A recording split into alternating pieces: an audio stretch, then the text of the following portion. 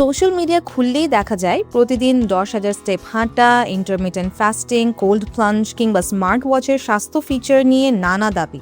কিন্তু এর মধ্যে কোনটি সত্যিই বিজ্ঞানসম্মত আর কোনটি শুধু ভাইরাল ট্রেন্ড, চলুন জেনে নেওয়া যাক। প্রথমে আসি 10,000 স্টেপ প্রসঙ্গে। অনেকেই মনে করেন প্রতিদিন ঠিক 10,000 কদম হাঁটতেই হবে, তবে গবেষণা বলছে বেশিরভাগ প্রাপ্তবয়স্ক মানুষের জন্য প্রতিদিন প্রায় 7 থেকে 8,000 স্টেপ হাঁটলেও স্বাস্থ্য ঝুঁকি কমতে পারে।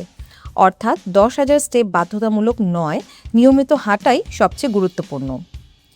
এবারে যাই ইন্টারমিটেন্ট ফাস্টিং। নির্দিষ্ট সময়ে খাবার খাওয়ার এই পদ্ধতিকে অনেকের ওজন কমতে পারে এবং রক্তে শর্করা নিয়ন্ত্রণেরও কিছু উপকার পাওয়া যায়। তবে এটি সবার জন্য উপযুক্ত নয়। বিশেষ করে গর্ভবতী নারী, শিশু, ডায়াবেটিস রোগী বা বিশেষ স্বাস্থ্য সমস্যায় ভোগা ব্যক্তিদের চিকিৎসকের পরামর্শ ছাড়া এটি অনুসরণ করা উচিত নয়। এখন আসি কোল্ড প্লাঞ্জ বা বরফ ঠান্ডা পানিতে ডুব দেওয়ার ট্রেন্ডে। এটি শরীরের ব্যথা কমাতে এবং ব্যায়ামের পর সাময়িক স্বস্তি দিতে পারে। তবে এটি রোগ প্রতিরোধ ক্ষমতা বাড়ায় বা দ্রুত ওজন কমায় এমন দাবির পক্ষে এখনও শক্ত বৈজ্ঞানিক প্রমাণ নেই। হৃদরোগ বা উচ্চ রক্তচাপ থাকলে এটি ঝুঁকিপূর্ণও হতে পারে।